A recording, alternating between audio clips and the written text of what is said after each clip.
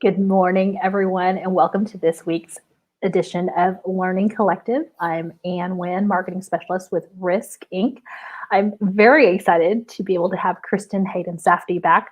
We had some tech issues last week, if you were tuning in, and we're going to format this presentation a little bit differently too. So I'm really excited because I get to be a part of it. Thank you, Kristen. So Kristen's going to go through the processes and steps that she uses to conduct a user interview to speak to an SME or another expert on different topics and to help you create the content for the learning program. Good morning, Duncan, and good morning, Judy. Thanks for tuning in. And as a reminder, anyone who is tuning in, please feel free to put in a comment or a question, and we will definitely get to questions towards the end of the session. And if you're not familiar with Kristen, I'm just going to, briefly share some information about her. So Kristen is motivated by the idea that learning should be intuitive, personal, and interesting. And she wears a lot of hats, but her main focus is turning information into performance goals, learning plans, and resources.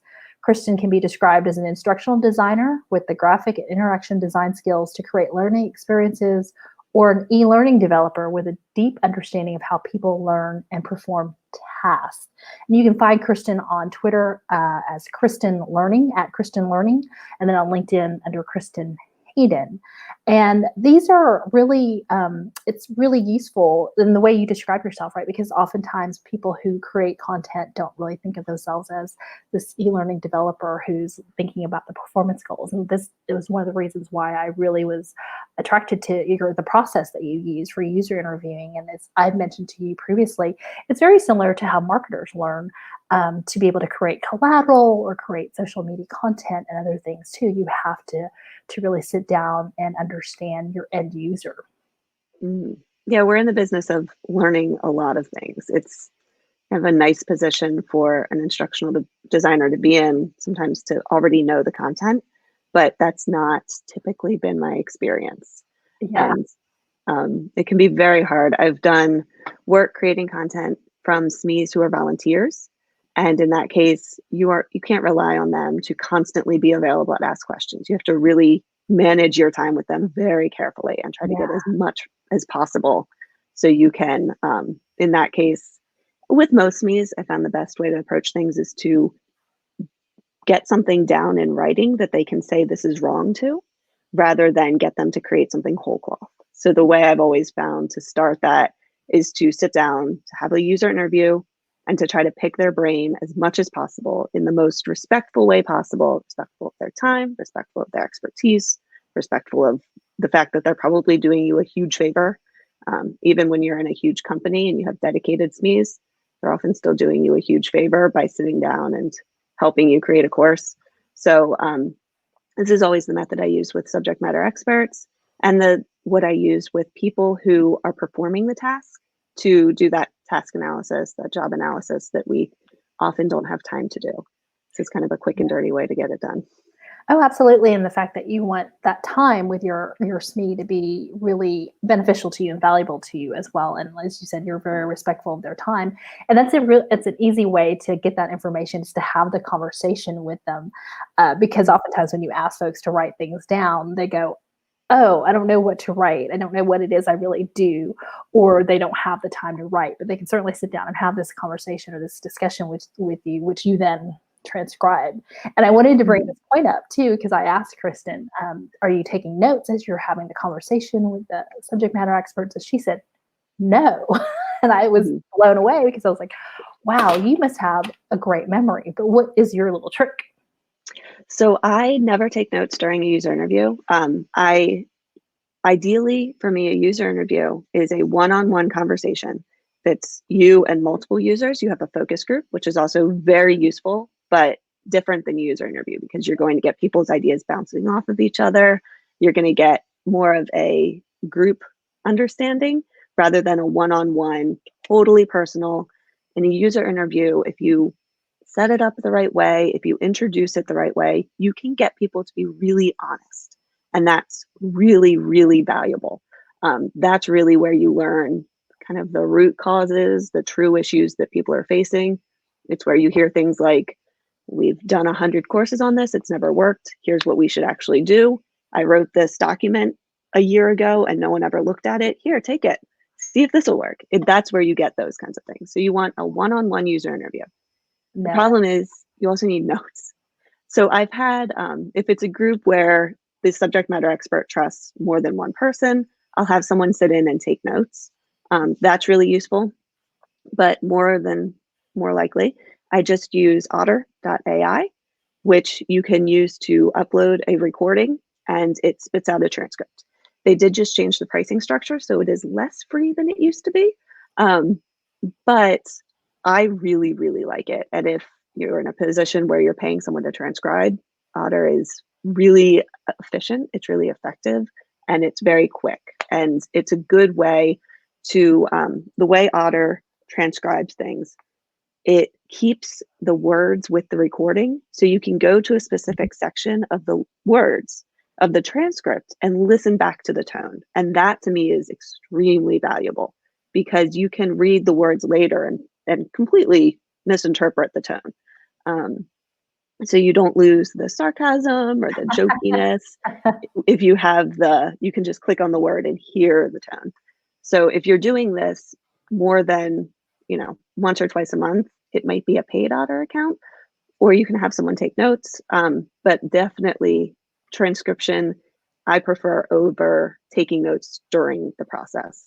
And that's because, as we've talked about, when you're doing a user interview, you are fully engaging, trying to absorb a person's experience with something, whether it's kind of high level subject matter knowledge or their actual personal experience performing a task. And taking notes for me takes away from my ability to be fully present in that. And I've tried and I just absolutely can't do it. Yeah. No, I agree. I absolutely agree, because if I'm having a phone conversation with a prospective client or whatever, I'm sitting there trying to take notes and I'm like, wait, what did I miss? So Duncan has a question that, would you like to entertain it at this moment, or would you want to? I will entertain this question.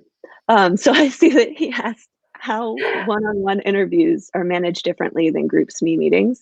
And I have had, I've had group SME meetings in the past that ended up with a lot of arguments between the SMEs.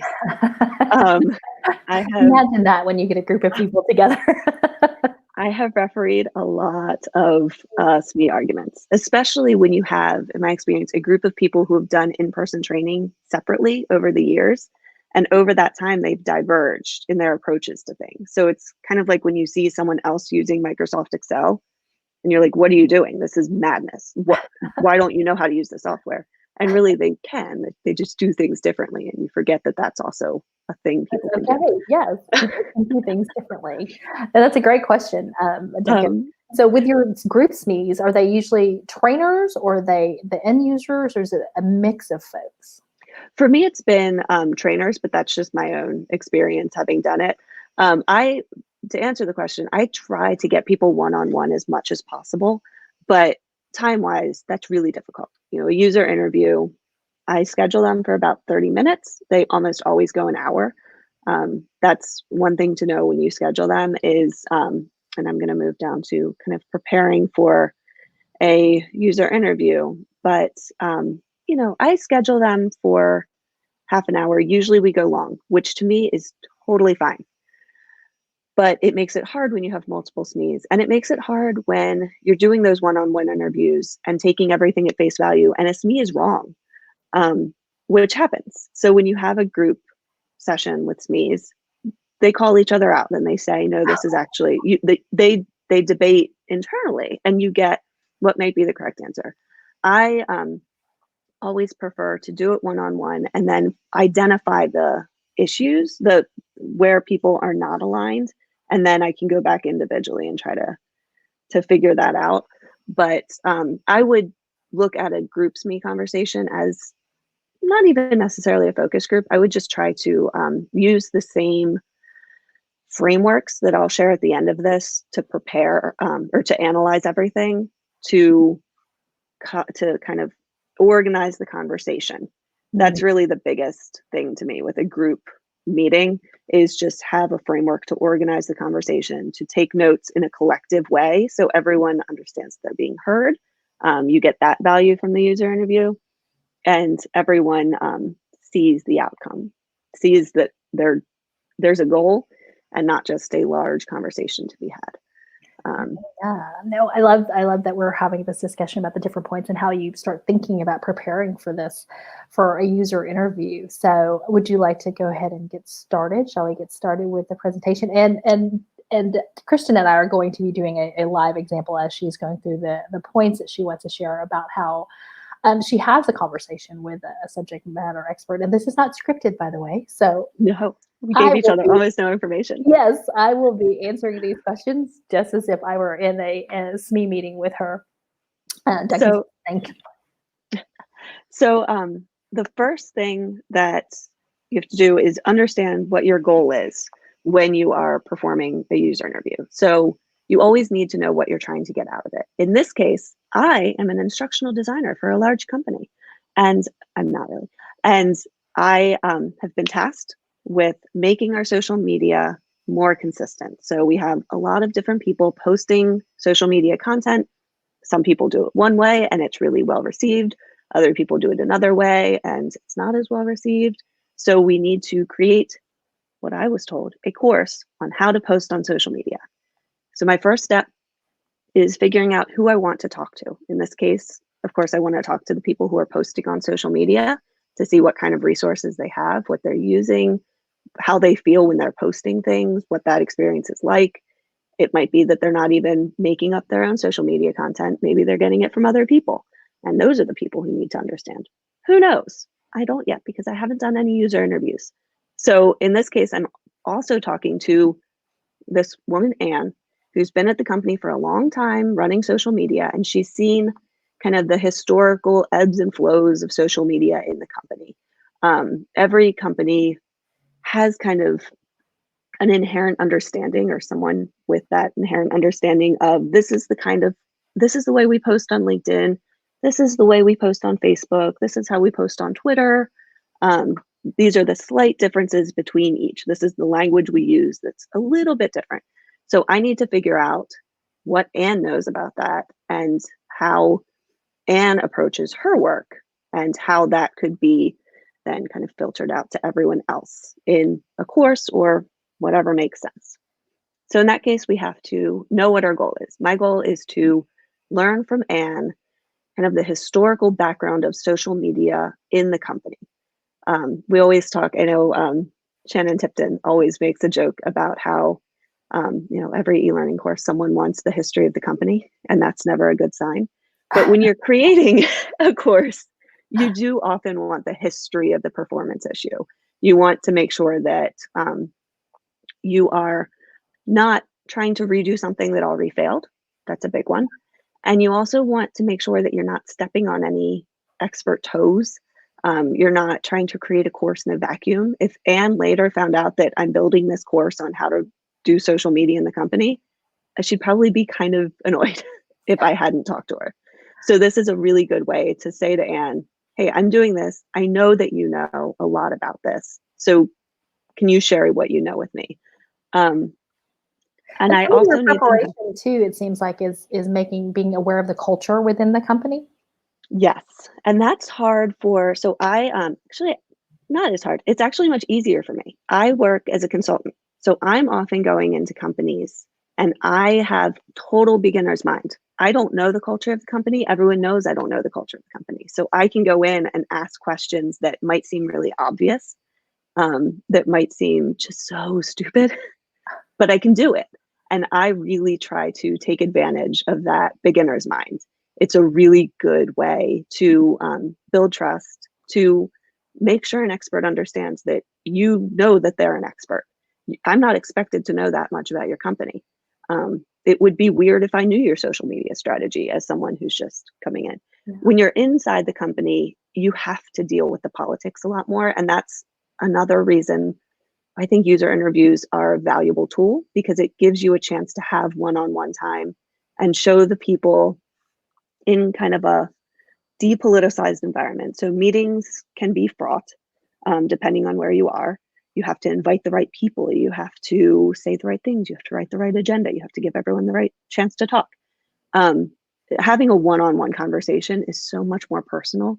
And when you're talking to an expert within a company who has a lot of just deep knowledge and you want to learn from that, kind of ignoring certain parts of the culture that would say, don't do this, you can't, and doesn't like to talk to people, pretending that those don't exist sometimes does help. So putting on a beginner's mind in that situation is a little bit useful.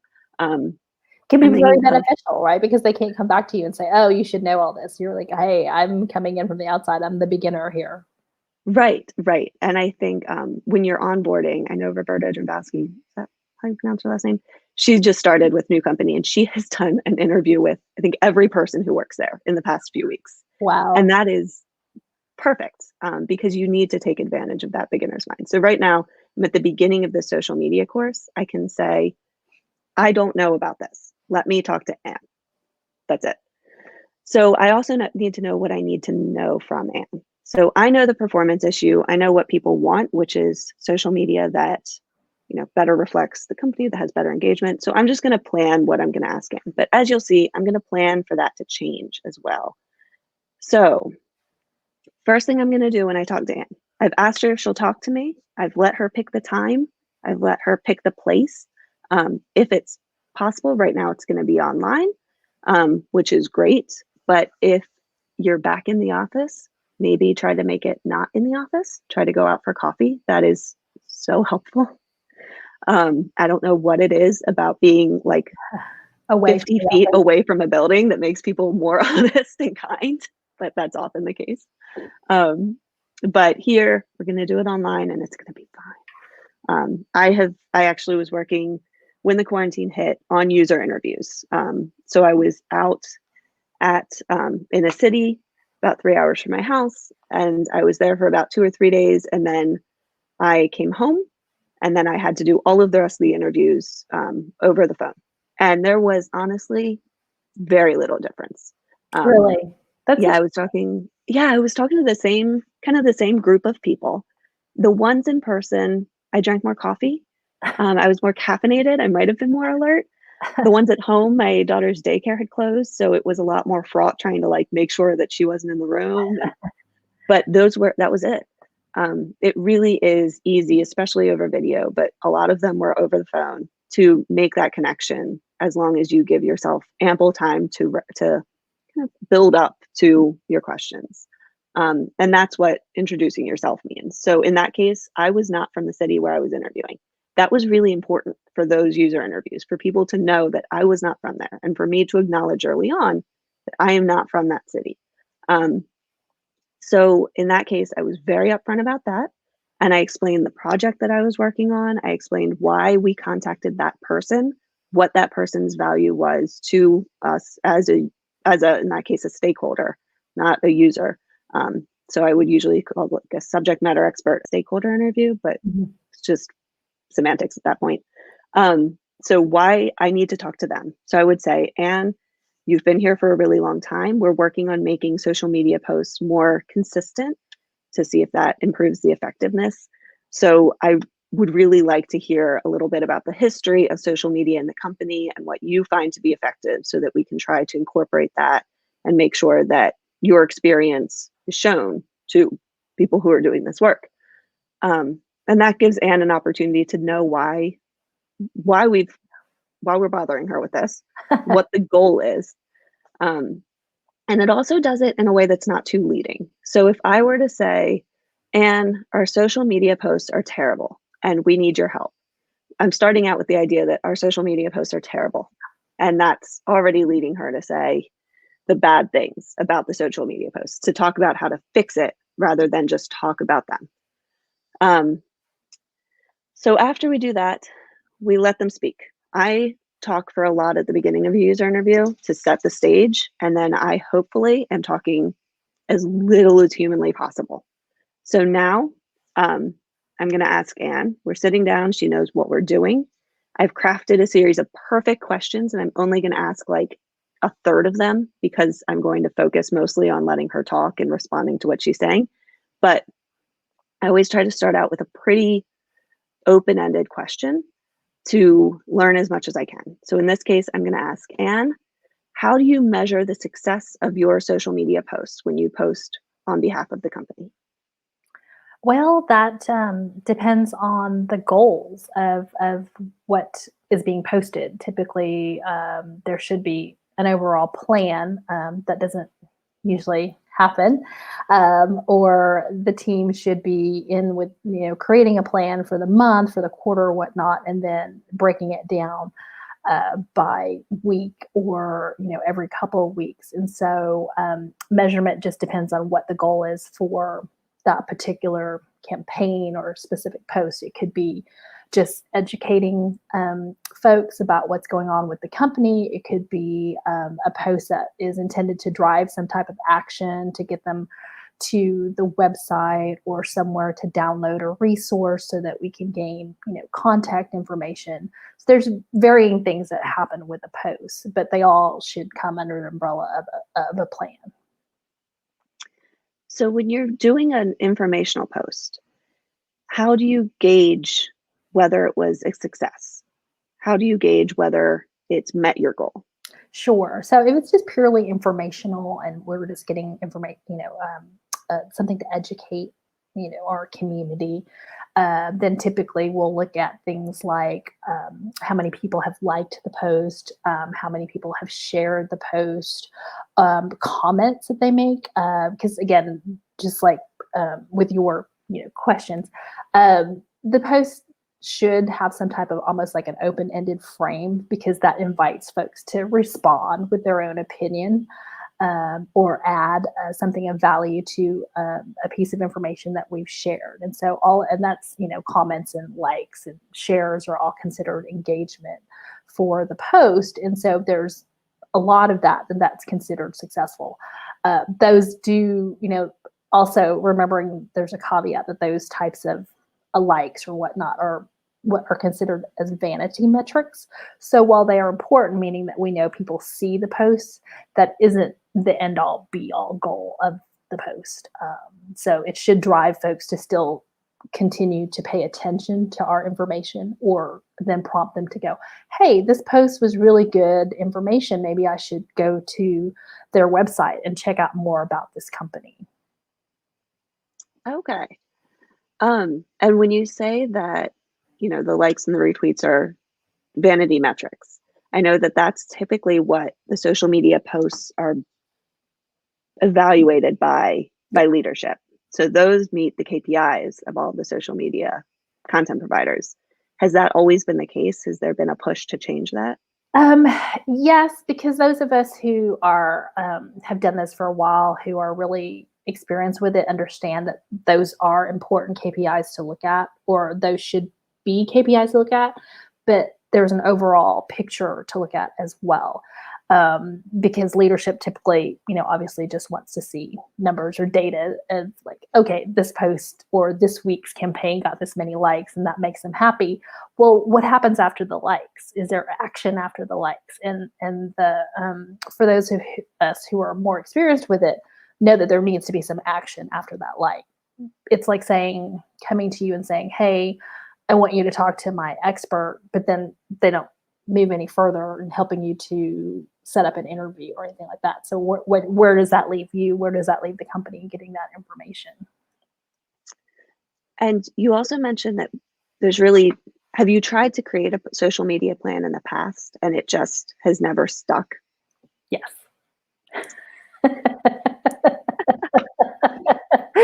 Yes.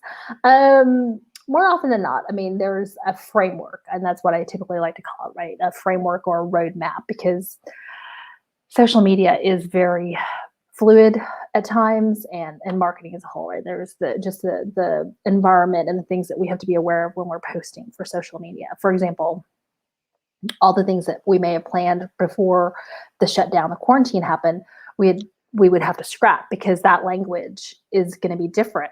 And during this time where there should be more caring and a different type of language, than the posts have to evolve and reflect that. Otherwise, then the company or the brand is accused of being not caring or being tone deaf to what's going on in the world. And so that's what I mean when I say it's often fluid. And so we have to create a framework, but it has to be able to, things have to be able to evolve, and sometimes very quickly. Mhm. So I'm going to move out of the role play for a second to acknowledge that I am like, it's physically painful for me right now to not talk about this like email I got from a farm advertising the farmer's market, where it was this really crowded farmer's market. And my initial response to it was, what are you doing? Stop it. Don't, that's a terrible picture. But that story, unless I'm really trying hard to like build rapport with Anne right now, does not serve the user interview. I should keep it inside. And I want to acknowledge that that can be really hard. It's But hard. that's a great example, because then you're framing, you're putting your own opinion on it, right, on the conversation. And that's part of what you've already said, that you need to keep your own kind of biases and whatnot out of the conversation. Right. So that is very difficult to look at a user interview as an interview and not a conversation, which it is, but it's a conversation where your main goal is to learn from the other person. Yes. I've been in user interviews where I needed to show some expertise in something in order for the person to want to keep talking to me. Yeah. That can be common. Depending on the person that you're talking to, you might need to show that you understand what they're saying. You might need to, demonstrate. There are a lot of ways to demonstrate active listening. One is to reframe what the person's saying and say it back to them to just validate that you're understanding it correctly. That's something that's useful. So I could say, so in the past, when you've tried to make plans, just everyday life has gotten in the way. And so that effort hasn't been really replicated, or there hasn't been a lot of effort put into maintaining a practice of keeping a social media plan. Yes. And then you can say, yeah, you understood perfectly. You're Yeah, so good at social media. yes, you understood. And that's a great point that you bring up, is to reframe it or repeat it back to the subject matter expert or end user, so that they know that you understand it. And I guess one of the things that you mentioned, right, is that sometimes when you come into these interviews, you have to know a little bit of what's going on, or portray that you do. So is that really a matter of being able to read that culture and knowing that, okay, when I speak to this person, they need to know that I understand what they're going through, to really kind of gain that what's the word, where they trust you, and Yeah, okay, credibility. credibility. Yes, gain the simpatico. Yeah, there are people who you go into user interviews knowing that you need to know about the subject. And part of it, sometimes you just need to know more about the subject so you can keep up. So that brings us to I think of, when I'm doing a user interview, my main job is to be curious. It is just to keep my mind open and focused on what this person is saying. So one of the pieces of that is to assume that whatever they're saying is totally accurate. So for the purposes of this interview, and this is why I like to have them one-on-one, I may have some prior knowledge, and I use that to inform things, like when I asked you about how the KPIs work for social media. So likes and retweets are not the end all be all of social media engagement and success, but I know, because I made up this company, that their leadership cares a lot about retweets and likes. But you're not off the mark, though. That's why I was like, whoa, she made this up, but you already had that knowledge, because that is so often the challenge that we have. Right. And so you have to be willing to pivot. So the only question I had written was the question about how you measure social media. But in that answer, she brought up the fact that they have not been able to keep up with a social media plan, probably something that's useful if you're trying to get consistency among social media posts through a bunch of different people. She brought up that the KPIs are not really, the KPIs, sounds like, may not reflect social media engagement as a whole. And it definitely doesn't reflect the different social media engagement of different posts. So we're not reflecting that in the KPIs anyway. And this is where we talk a lot, and we've talked, I think, the whole time I've been in this field about the difference between being a performance improvement person and being a content developer. And I think it's when you're developing content, if you're having these user interviews, I would probably go back and say, look, I have a lot of content. I also learned these things from these people, and we might want to think about them. And more likely than not, in some organizations, someone's going to say, yeah, we know, and that's fine. But it also informs how you design your content. Yeah. You can now design around performance flaws that you know that incentives are messed up because the KPIs don't reflect what true engagement looks like. You know that. So you can then, try to get people to write things in a way that does get a lot of likes and retweets. It always have, a cute puppy, but then gets the actual engagement that you're looking for. It also has an open-ended question, which I learned from Anne is really important to getting people to respond. You may put out an informational post may be equally effective if there's no open-ended question or an open-ended question. People might learn the exact same thing, but fewer people will respond. And that's kind of gaming the system, but not really. But if I'm trying to help, if my goal is to help these people game the system so that their performance goes up, now I know. So Man, you picked all of that up pretty quickly. well, so the biggest thing about a user interview for me is that they are exhausting. I can't take notes. I tried to write down one note. I couldn't even the handwriting is terrible because I just can't do it. You have to be absorbing so much when you do this if you're doing it right and you're doing it well. And I'm really trying to put myself in Anne's shoes as someone who is trying to balance a goal and the content and the metrics. So that's why I say don't worry about remembering what's going on in the interview. Just stay in the moment.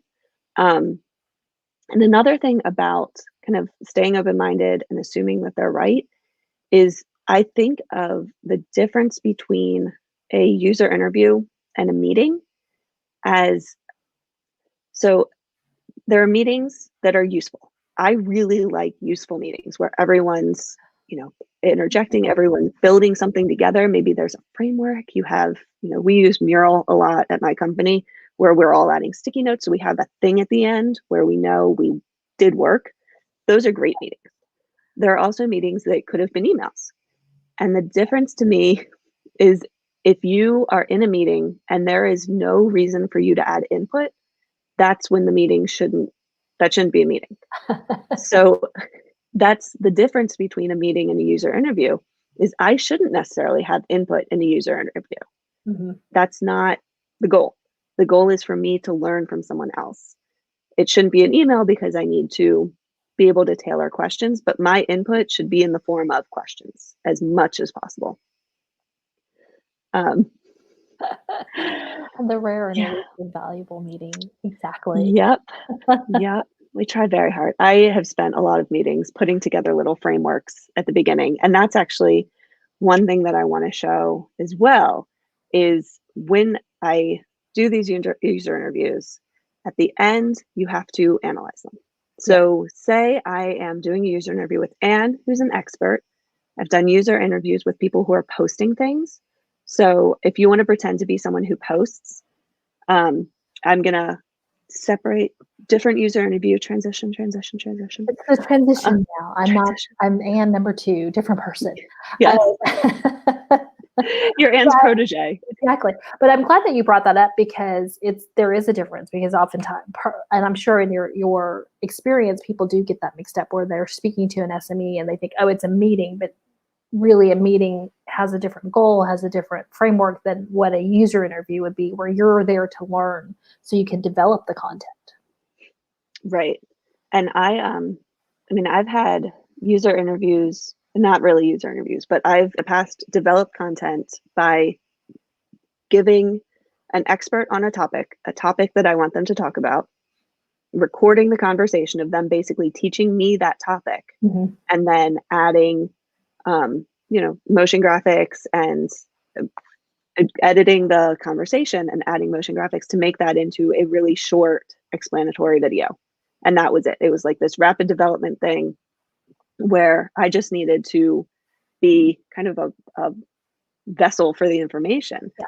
And in that case, it was important for me to be there. There were some where we had the experts record them on their own, and I would always have to go back and ask a question and ask for more information about something. So it's useful to be there, but just to elicit more and elicit more specific things and elicit, in a different direction, and maybe dig in like I did with the KPIs. It was important to know how those KPIs work because, I need to know what the incentives are for the people I'm training. Exactly. No, and I'm glad that we're transitioning to a different, say a different person on the team in a different role. So this gives you an idea of how you can then continue to get more information, say from someone who is, just there to do certain tasks and doesn't really know the overall picture. Right. So in this case, I'm going to ask you just how you do your job. So you're someone who needs to take this course. You're someone who maybe is just terrible posts and you don't even know it, and everyone's mad at you. So I need to find out what is happening.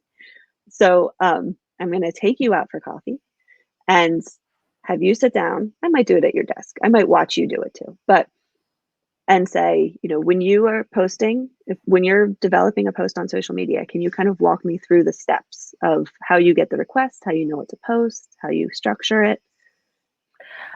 Sure. I just, I get emails from my manager and, I have to get this information. They usually have a list for me of information that they want me to get out this week, or some type of promotion that I need to talk about on social media. And it's, in a list. And then, I kind of just go from there and I take that information and I just, basically it's a checklist for me and I create the post that they want with whatever that they're telling me they want me to do.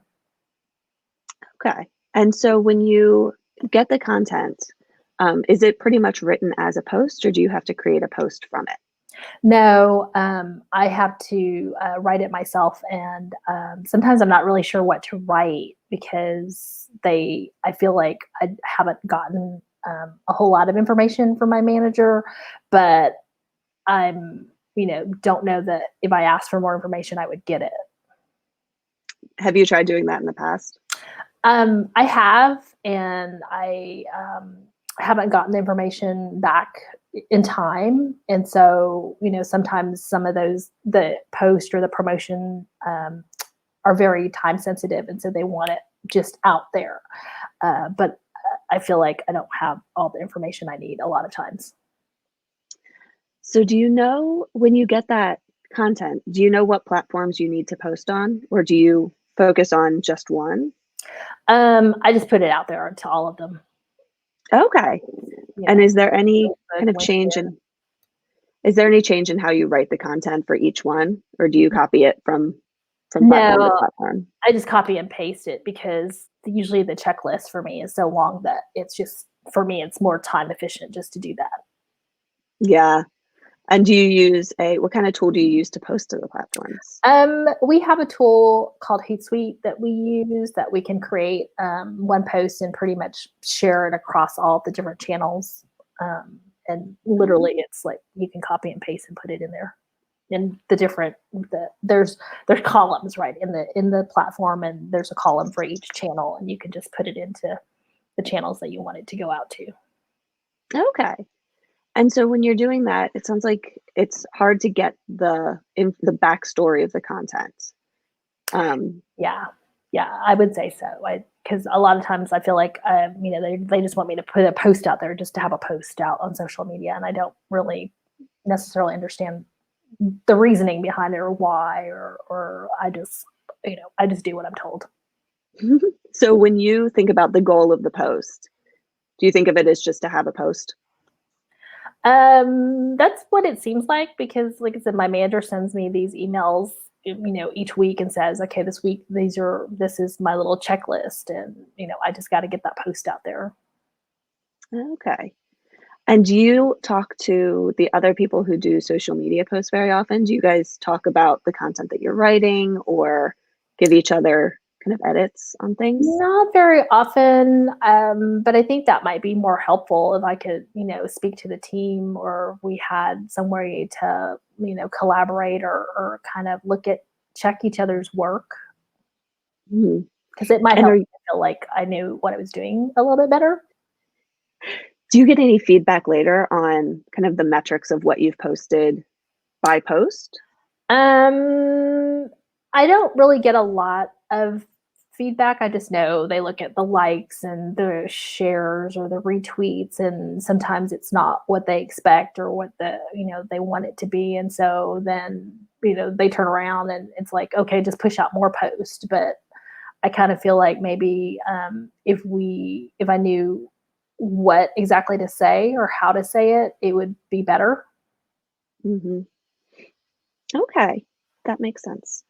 Um, so I wrote down, when I look at transcripts of these things, it's just me saying that's really interesting over and over and over, and it drives me crazy. But usually that's the case. I always mean it. It's really interesting. So what I did there was more of a user journey. So I want to know from the perspective of the person performing a task that what they're doing kind of from start to finish, each step. Um, and there are actually, Judy, I'm not sure if you were at Learning Dev Camp in the session where I did a user journey kind of task analysis, but I can share as a post to this later, a kind of PDF of a framework where I just take a user journey step by step. But I'm going to pull over, as we talk about analysis, this, which is Mural, which I mentioned a little bit earlier.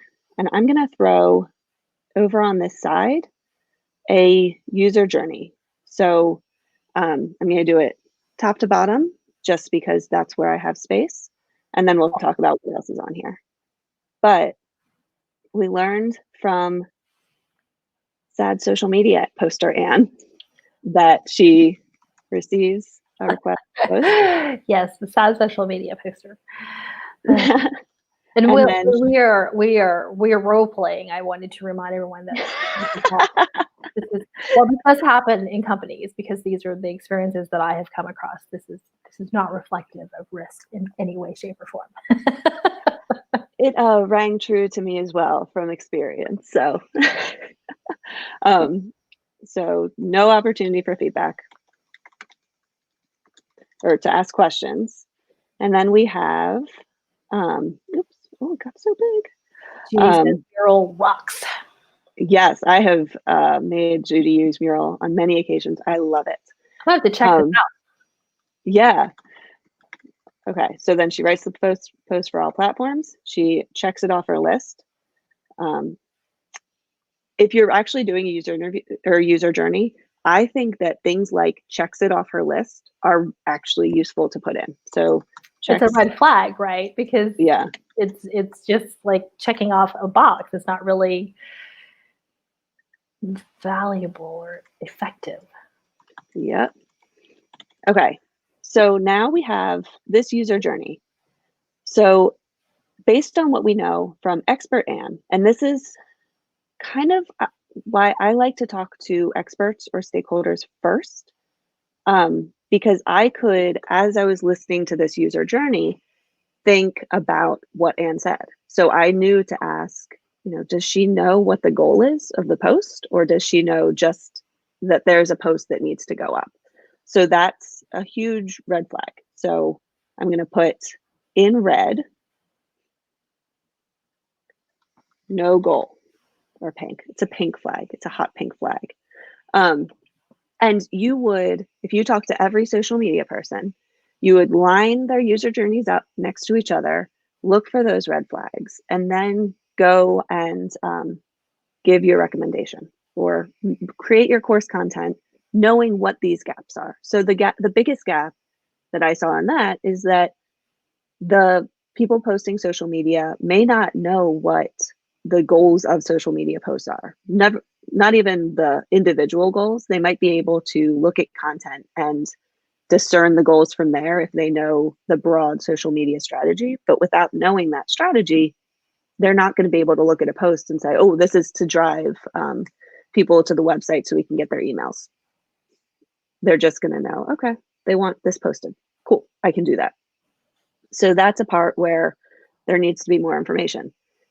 The person posting knew how to post. They know how to use Hootsuite. They know that they can check off the same one for each platform. They can put in their post and they can go Twitter, Instagram, LinkedIn, Facebook, boom, done.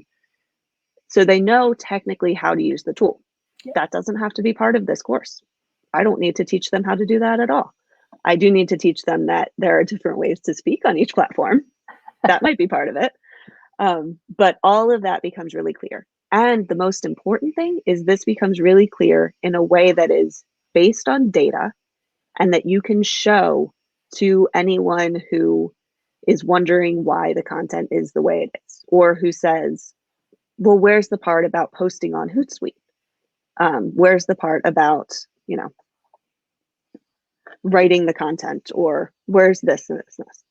So because it's not necessary, because as you from your interview, you know that they know how, like you said, the technical piece of it, they know how to work that. So why would you create this extraneous piece in the training content, right? Right, exactly. And so when you can line up user interviews or user journeys that you craft from these user interviews, you can figure out what content is needed. The other thing, well, first I want to share, there was a time when I was asked to create a course. We do at my company, we do a trimester focus. So we have 3 trimesters a year. Each trimester, we typically, depending on my client work, do a big internal professional development push. This time it was writing and submitting a proposals. We're a consulting company, we have to do it. And we wanted to submit more. We wanted more people to be submitting, all those things. Yeah. So we were going to do a course on proposal writing. And I said, no, I don't think we should do that. I think people know how to do that. I don't think that's the problem. And so what we did instead was I had user interviews. In this case, I actually did have my boss sit in on the user interviews, but only because he is very, very trusted. And I know people that I was interviewing could be honest with him in the room. If that wasn't the case, I would have done them myself, but I wanted him to be in the room for him. And so we did it. I interviewed anyone who had led a proposal team or worked on a proposal. And I asked them to do a user journey that included not just the steps, but what they were thinking and feeling at the time. So a lot of the parts where someone was unsure or they were feeling confused or frustrated or annoyed, those were actually the blockers. It wasn't writing. It was all these systemic things about, like, you have to create a folder and you have to post in this and you have to, all of the little things were the blockers. So then looking at those and trying to get them out of the way was the actual true course that was needed. It wasn't how to write a proposal. And it was a really good way for me to not just say, I'm not writing this. This is not a good use of my time. And no, that's a great example, because so often, I guess, too, when you're thinking about training content, you think, okay, these are all the steps that they need to do this particular role or job or task, but that may not be what the challenge is. The challenge may be all this, little steps, like you've got to go put it in this folder, or you've got to. A good example would be, I guess, a salesperson using Salesforce or one of those. They think, oh my gosh, I've got to be out there selling. Why am I spending so much time putting data into this platform? Right. So as you can just figure out all of those systemic barriers to someone doing their job, get rid of them, and that's the goal. And it's frustrating for a lot of people, a lot of learning professionals, because they know that and they can't get anyone else to listen to it. They know that they shouldn't be making this course. They know that this course has a lot of stuff that no one needs. And so it's hard to convince someone of that without having data. Yeah. And to me, user interviews are the fastest way to get that data. The times when we do user interviews is anytime we are in a meeting and there isn't someone with the information we need present, and we just sit there and start guessing or making assumptions or saying, well, I think that users do X, or I think the people on this taking this course will be on their phone. They might not be. And actually, one of the things, I'm going to go back really quickly to the my slides because we're on preparing now. Oops. I knew at one point I would forget to tap with my finger. So this is that task analysis I was talking about. It's just like a user journey, and then you talk about what they're thinking, what they're doing. We did this at Learning Dev Camp with making scrambled eggs. And I learned in the process that Bianca Woods hates eggs. And so she had the funniest user journey I've ever. It was all like gag because eggs are disgusting was the first. So this is that PDF file that you had mentioned earlier, right? Yes. Okay. So I'll post this as a comment. Yeah. But then this is to show that you don't actually have to be, you don't have to actually be allowed to talk to any users. So I was doing a course for the end user was nurses. And we were trying to figure out things like the format for the course. The course was, or the actual performance. So the performance context was a mobile app. But we knew from talking to people, from doing research, that everyone was going to do the course on a desktop. They were almost guaranteed not going to do it on a mobile app. So we ended up building a course that was actually, designed, it was storyline, it was designed for desktop size, but it actually only had a small mobile app interface because that's what they were going to see. And that way, if they ever wanted to in the future do it on their phone, they could do it that way. Gotcha. But we did that. But nurses, very hard to interview because they're very busy, and they're very busy doing things that are way more important than talking to some random lady for, a company that works for them, that they're hospital contracted with. So what we did instead was we went to Reddit and other places on the internet where nurses go to complain about their training, which are plentiful because training is really annoying for nurses. Training's a sore subject with many people. Yes. So we looked and we found out, this is just kind of a section of the what we created, but they were worried about messing things up and hurting someone. They were wanting to understand how this affects them now. That's something, wanting to understand how this affects them now. That's true for every learner. That's something that we know. No one's going to take in and remember something if they don't know why it affects them. But in this case, they are so busy. There are so many competing things, and there's so many required compliance trainings that it is really important. So based on this, we knew that we started each module. It was these little, micro learning 5-minute modules. Each one started with a really realistic scenario of life before this app was installed and life after the app was installed. And so similar, we looked at the environment, mental emotional states. I'm going to pull that's the rest of this mural I was sharing. Judy says that Reddit is gold. That's an interesting source of information, though. I would not have thought of that. But it's so true that you think about it, because people do go to Reddit to complain about all sorts of things. So it's almost as if you're getting a user interview because they're being very truthful with what their opinion is. Yep. Yeah, I was really happy we did it. So this is the kind of framework we used, and this is what I was saying about just, I'm very, very into using frameworks to organize and for this type of analysis. This is based on an article from Connie Malamed, who, is wonderful. And she wrote a really good analysis of just how to analyze learning and performance context. And these are the different areas you need. So going back to our conversation, Anne, to kind of close out, most of your stuff I would put in the performance context. Okay. And the environment is, you're posting from your desk. Not too bad, but maybe you need to post last minute, late at night. You might need to retract a post if you have something scheduled and there's been some huge national tragedy. You always see the companies that did not retract their post, and you're like, oh, Yes, it's cringeworthy. yep, yeah.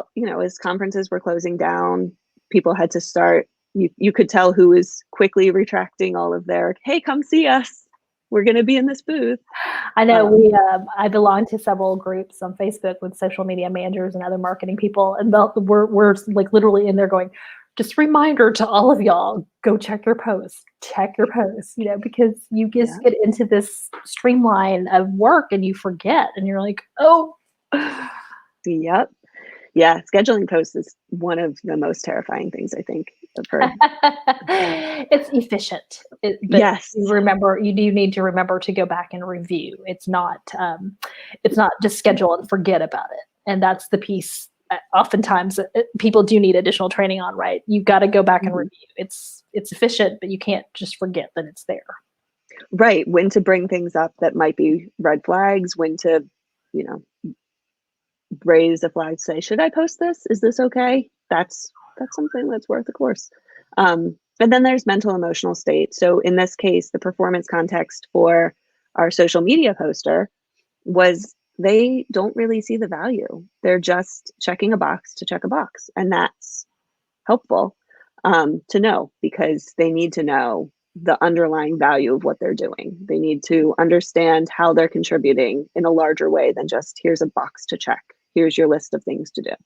And similarly, I asked about whether they talk to the other people that they work with, and they don't. So here in social, in the performance context, for social media managers, they are not talking to each other.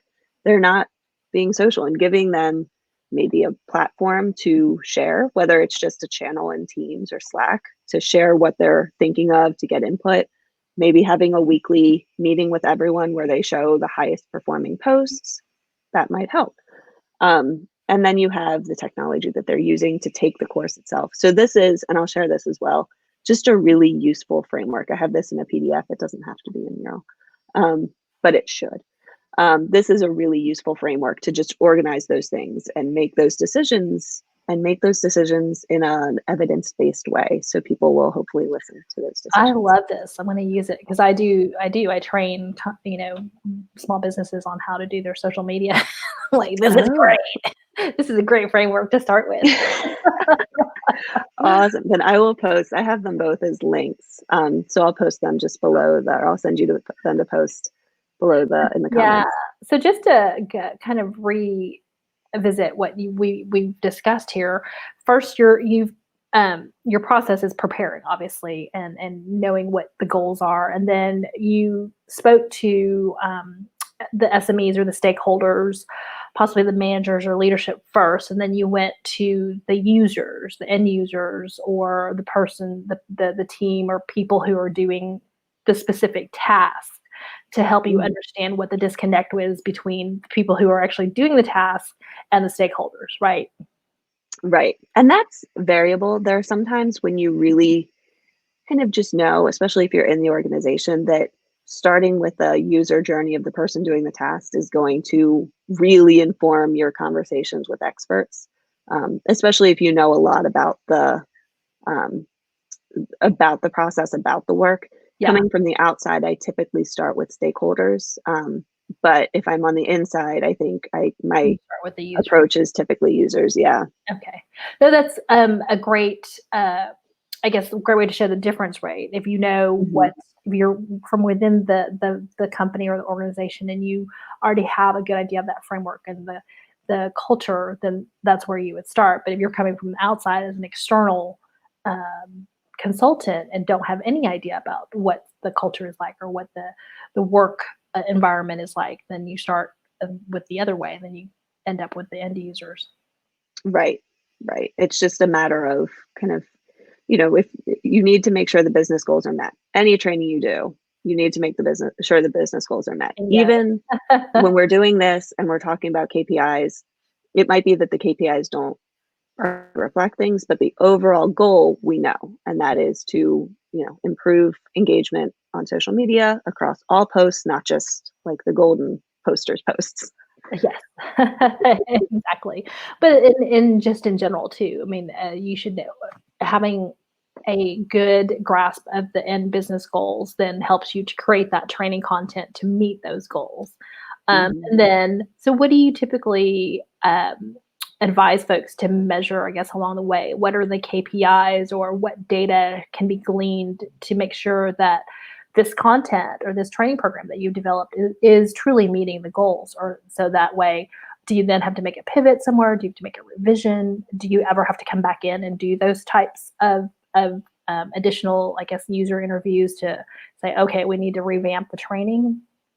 Yeah, I think this is a good way to get to like a level 3 evaluation, to actually go back and talk to people later and compare their updated process with their current process. This is a good way to get that information. But in general, I would build based on the business goals. I would build things based on what I learned in user interviews, knowing that the business goals are the business goals. They're not probably going to inform the business goals, but you have a much better case to say, look, my goal is to help you improve performance in the way you need it improved. I don't think a course is going to do that, or I don't think that sharing this information is going to do this. What I do think is that, maybe in this case, it is, improving onboarding for social media people where they are learning about the technical stuff in Hootsuite. And then for people who are existing, just changing the way the managers give them information and give them their assignments, and including the goal and including the metrics and giving that feedback. It might be that there's no course. It might be that there is a course, but it's short, but I can better meet those business goals if I know what people actually need. And that's what we're getting at with this. Yeah. So your role, actually, I mean, you're truly that consultant who comes in and says, okay, there's not really a need for a course, maybe just a module here or there, but these are some other action steps that the leadership or management can take to help make this a better experience for the users, and then in the end, meet the business goals. Right. So for the thing with nurses, the thing we developed there, we knew that they do need training. They need initial training on it. But there are people who only see parts of it. There are some people who will only do one task in this app one time a month or one time ever. So the way we built it would work to later just link from the app if they ever wanted to do that. So we kind of future-proofed it, knowing what people need. Yeah. In a way that still respected the fact that we needed a course. Course was the right approach that time, but we might need them to also be just performance support. And so we were really careful in creating them so that they could serve both roles. I have thoroughly enjoyed this conversation with you. I'm so glad. It was fun role playing, right? Because these are these are things I hear along the way as I'm speaking to people and helping them with their social media. Are there any final thoughts or any steps that you would like to leave the viewers with about the process? And make sure that you connect with Kristin on Twitter and on LinkedIn. We'll make sure that the links to connect with her there as well. So this has been really educational for me too, to see this whole process. Oh, thank you. I can put it on my contact information too, so you have that. Awesome. If I can get it up. Yes, I can. Okay. Oh, this is just a bunch of good people. Oh, cool. This is the slide I always use when I talk about anything related to design thinking, because there are so many resources and some of them are very good. Yeah. A few of them are very good.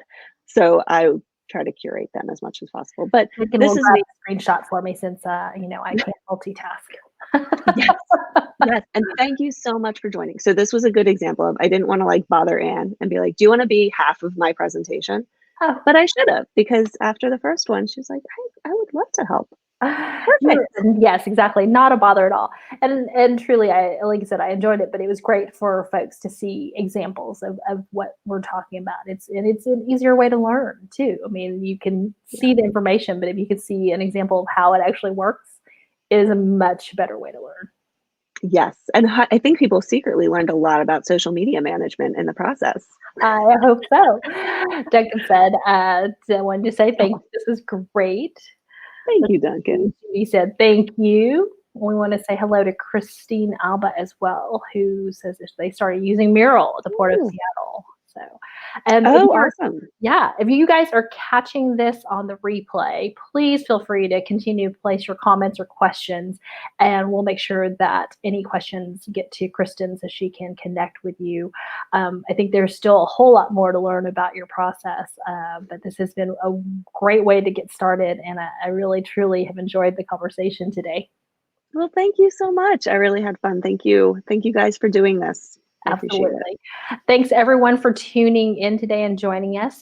Next week, we've got Nick Floro talking about prototyping with Adobe XD, which is going to be another interesting session and presentation that I can't wait because Yeah. I use some of Adobe's creative stuff like Photoshop, but I'm not familiar with XD. So that should be really, really an interesting one. So tune in, Yeah. watch our social media, the Risk social media channels for all the information. And of course, we will be right here on the Risk Facebook page.